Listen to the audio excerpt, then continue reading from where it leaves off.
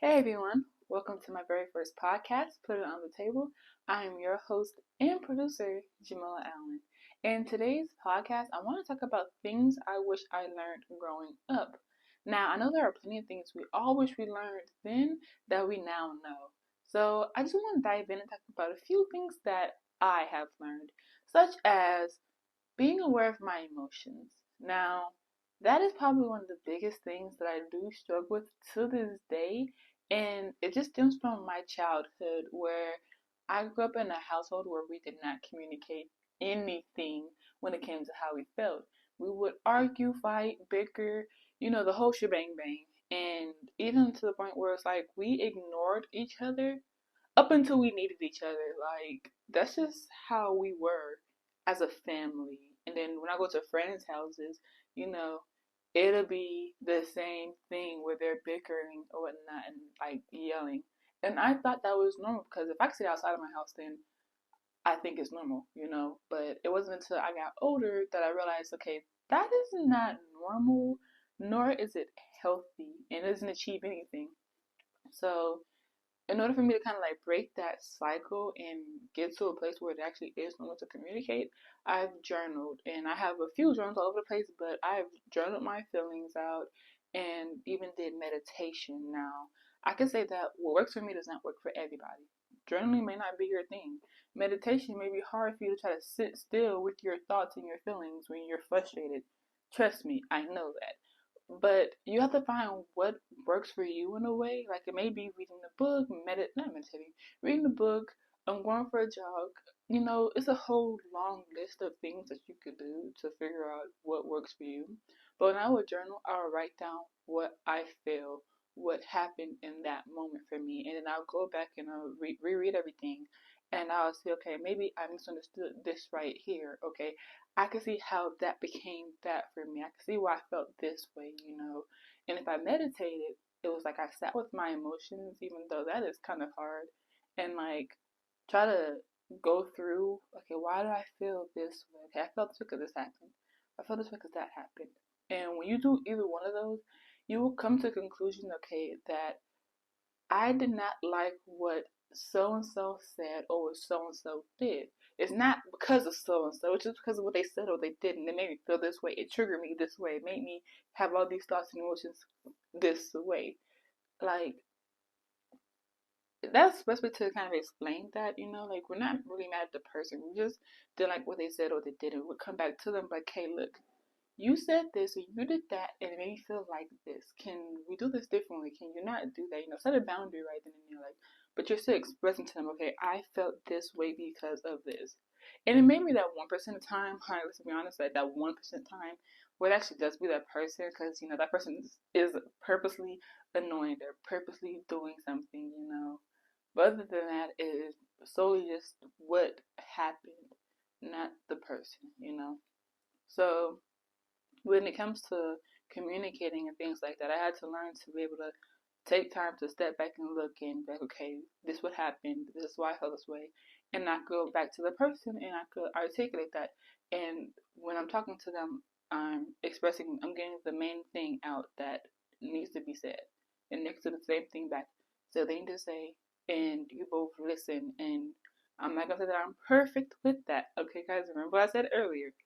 I am still learning these things, okay? I am not a master. I have not mastered the skill, but I am still going through with it and doing my best with that. Now, let me just put this on the table, okay? I'm putting it right here on the table for everybody to know this, so hope it sticks with you.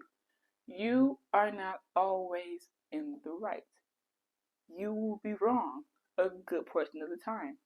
You may feel as though you are justified in feeling how you feel, and your feelings are valid. It truly is 100% valid. However, you will not be the victim 100% of the time. You're not the one being attacked 100% of the time. You're not right 100% of the time. You have your own faults within the situation too, and this when it comes to being aware of those as well.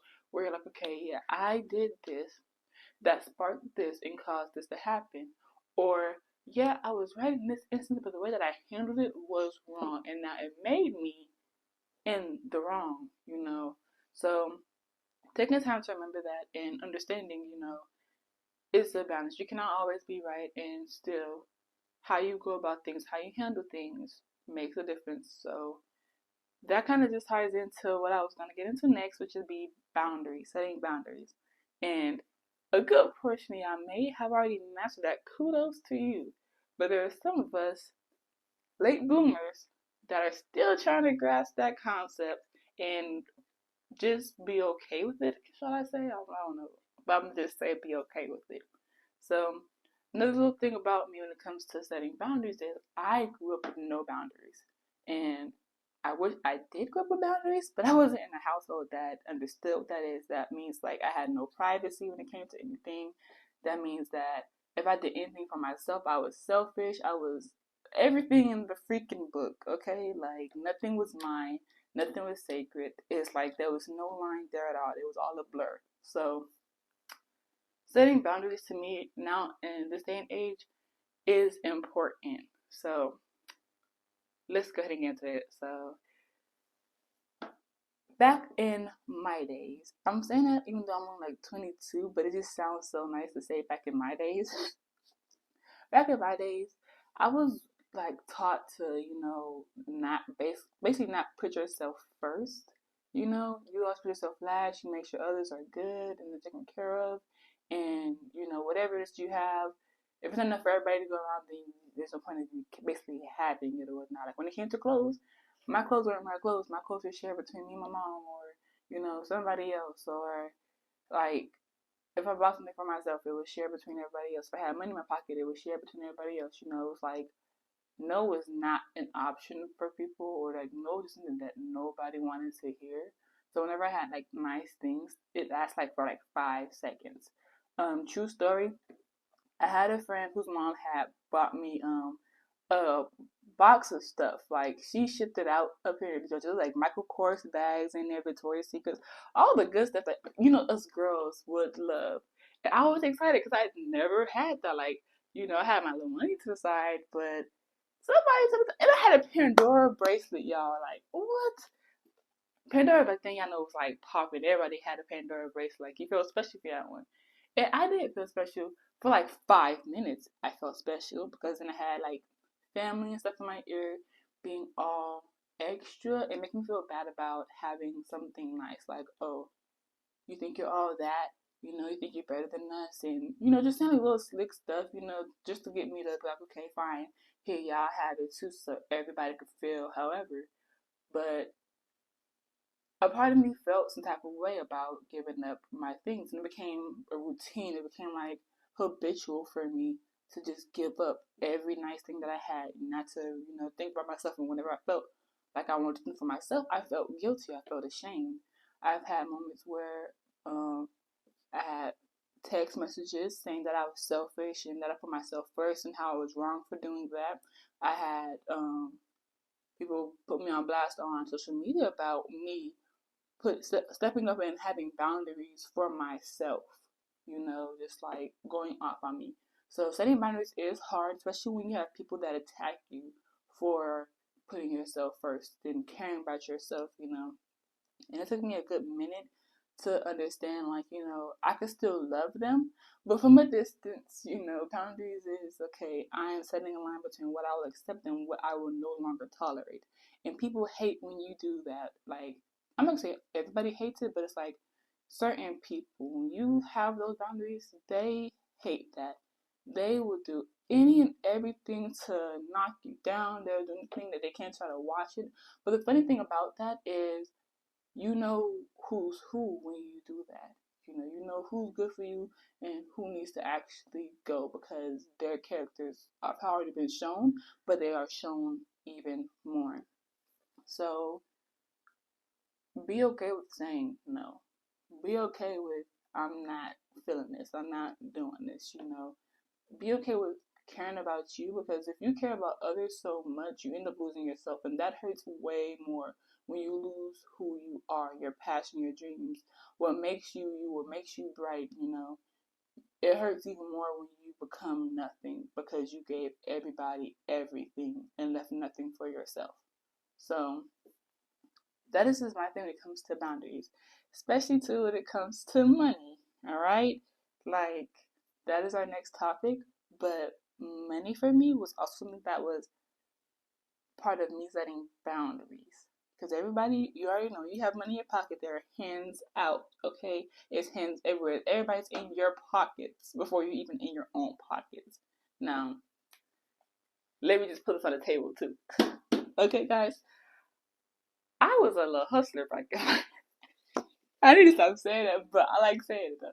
I was a little hustler back in my days growing up. Like, I had so many little side hustles in middle school. Like, I was selling candy and snacks and everything. Like, y'all know, like, how you go to school back then and you had that one or two kids that had like two book bags or a duffel bag with them. They got like brownies, cookies, candy, every single thing in there. I was one of those kids, okay? I was like, okay, I'm going to the store and I'm gonna buy a bunch of snacks and I'm gonna go to school and I'm gonna start selling it in these classes. And it was even a period where like kids were sniffing Kool-Aid packs, okay? I was not a Kool-Aid sniffer, but I knew people that sniffed Kool-Aid packs for whatever dumb reason it was. So I would sell those. Like I would get like the little big old things and I would sell it for like $1 or so. But I made my money that way. I also did hair on the side. Like I was doing high schoolers hair and I'm in middle school, so I thought I was popping. I was doing that. I was babysitting. I was doing everything to make money. I would help out and everything. And I would save that money up. And y'all, I felt like I was balling. But then my mom and I found out I had money because I was balling on the low. And it was always hands out. It was always give to the family, give to the house, Like, oh, I need help with this. Like, let me borrow this. And it just like was irritating because it's like, this is my money I worked so hard for, but I gotta hand it out. And even like, I showed them a lesson like when I was little too, and I had like a little piggy bank that I would stuff money into. Like I'm like stuffing it with dollar bills and everything, 20s, 50s, all that. And I would hide it away from myself. And like I'll find it later on, and I'm like, wow, I thought I was broke, and I got all this money. And then as soon as my mom come in the door, she's like, "Let me hold on to that for you." I don't know people. Let me hold on to that for you. Like, I'll give it back to you. And then you never see that money again. Yeah, that was going on, and I had to learn. Like after my third or second time with that, I just started hiding money. I just started acting like I was broke. Like if I went and I bought something for myself, I went and I hid it at the same time. So that's kind of how I was when it came to boundaries and money at the same time. So moving on to the topic of money, which ties into boundaries still, being able to save and invest that money, stop giving it out to people who will not pay you back or just always money hungry for whatever reason. I didn't know much about saving and investing because I always had family that needed money from me, or, it was always you take care of your bills and then you help out with the last little bit of change that you had. And that just kept me from really doing anything that I wanted to do growing up. So it wasn't until I moved up here to Georgia in like 2021 and I was staying with my dad. Now, this man was telling me everything about savings and investing and whatnot. And my little head was like, what? What are you saying to me right now? Like, I do not speak that foreign language. But it took me time to sit down and, understand the things that he was saying. Like, one thing I had wanted to do so badly when I came up here was I wanted to get my own car and my own place. And I was working jobs that was not fitting the lifestyle that I wanted. That's one thing. If that job does not fit your lifestyle, then you need to upgrade that job. Like you should not be working at Burger King for like $8 to $9 an hour and think you're gonna get rent paid, utilities paid, car note paid, like even little frivolous stuff that you would like. None of that would get paid with an $8 an hour job. And so I was like, okay, I'm leaving Burger King. I'm going to Five Guys. That's like $10 an hour. It barely did anything. Went to Walmart. Okay, Walmart was getting a little somewhere. It was getting a little somewhere. I did OGP, and that's like the online grocery shopping. And okay, I'm gonna be able to save some money. But at the same time, it was like I was still spending that money, and it was like, okay, now I'm getting frustrated. So my dad told him, I said, hey, I want to, get my own place, I want to get my own car, and him and his wife, they sat me down at the dinner table, and he was pulling up all these numbers. He said, okay, you want your own place? It's gonna cost this much for rent.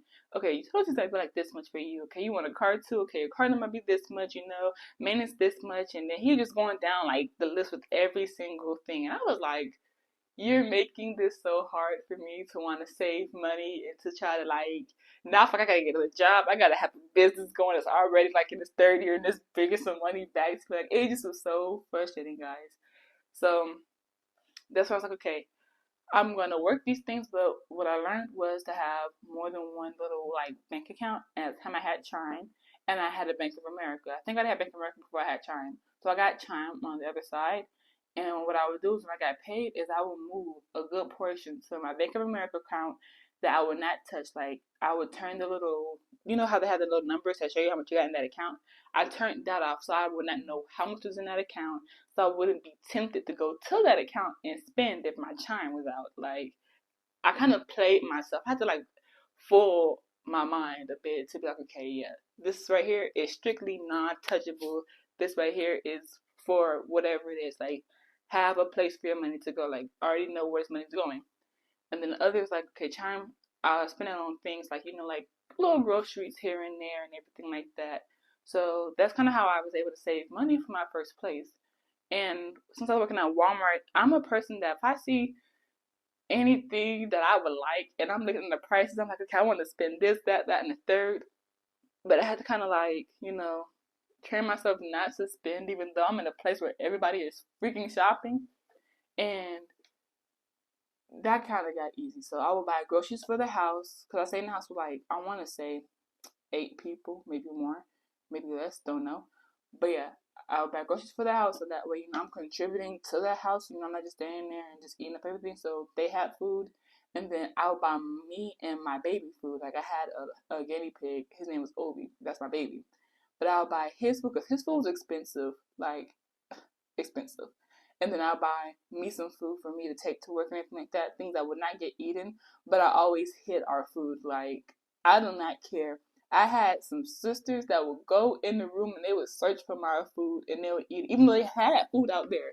So, yeah, that's how I was able to save money. Like, get little soups, sandwiches, stuff, like, and I'll keep that stacked up, but underneath all my stuff in the corner in the room.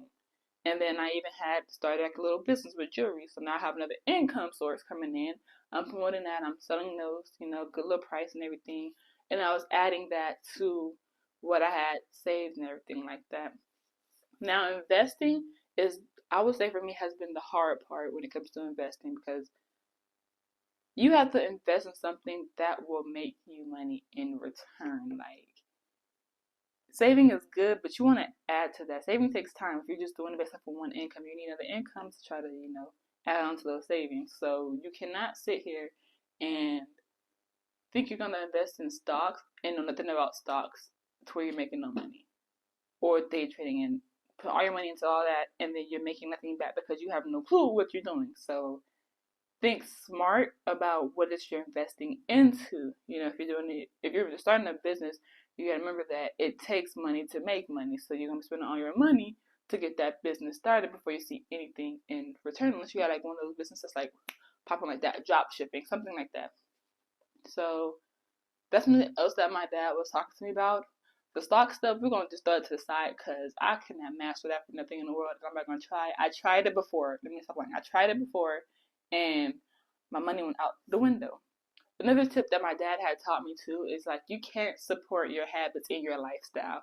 You know, you can't be a smoker, a drinker, partier, stuff like that, and think you're gonna have money and save money because partying takes money, a lot of money. If you're smoking, it takes a lot of money. Drinking, all that, it eats away at your pockets. And then if you're around friends that is like that and they're not trying to like get anything, like y'all don't got no car but y'all want to go party all the time, you ain't going nowhere, boo boo.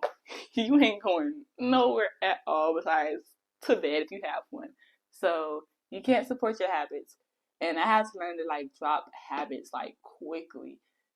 I dropped friends too because of habits, but at the same time it's like I wanted something more. I wanted to have money in my pocket. I wanted to have my own place, my own car, and everything like that. I am in the process of, breaking up with Uber Eats, and if you ask my man, he would say I'm an addict to that, but I digress from that. That's a habit of my own that I would have to also put away, because there are things that I want to do still in my life, where I want to go to school for XYZ and start a business and everything like that. And I'm not gonna get nowhere if I'm always spending money on Uber Eats. Like, that junk be pulling out my pockets. But it's a habit that I am aware of, again, self-awareness, and something that I know that I need to put aside in order to keep the money that I'm trying to get, and trying to kind of just add that on up. So that's what I said. Habits, income, saving, and investing. Those are like the main things. Sometimes you have to go without, y'all. Like, I know that sucks to say. Depending on your situation, you will have to go without the luxury stuff, okay? You could actually live a luxurious life on a budget. I'm just saying, some people, they think, oh no, I want to have the expensive stuff. I'm a cheap person. I could look good wearing $5 clothes and stuff like that, like, I could make it work how I make it work until I get to where I want to get to. But anyways, with all this being said and the things that I have learned, I can now say, no, I'm not doing this, but I'll do this, and have that line drawn and standing firm on that. Like, whatever it is that you're doing, when it comes to boundaries, stand firm on those boundaries. Whatever it is that when it comes to being self-aware and things like that, it's like seeing everything overall. Like, take a step out of your shoes and look at the picture, look at the situation in whole, and be able to communicate that in a healthy way. It's hard to do when you're starting off, and you're gonna have moments where you don't do it how you should do it 100% of the time. But as long as you keep going, you keep trying, you push through those moments, even if it's like one you gotta shut down and try to regroup the best way you can. Do what you got to do, but do it in a way that it gets you the results that you're trying to achieve. And if it comes to anything with money, guys, save, and invest wisely. And I'm going to strongly say that. I'm going to push that, to invest wisely. Support yourself. Yes, support yourself, your dreams, your aspects, things like that. Let go of whatever is keeping you from that financial freedom. Be more financially responsible. Delete Uber Eats. That is for me. But whoever else is on this train with me, delete Uber Eats. I might be doing that tonight. I might be. But I'm still... I will. You know what?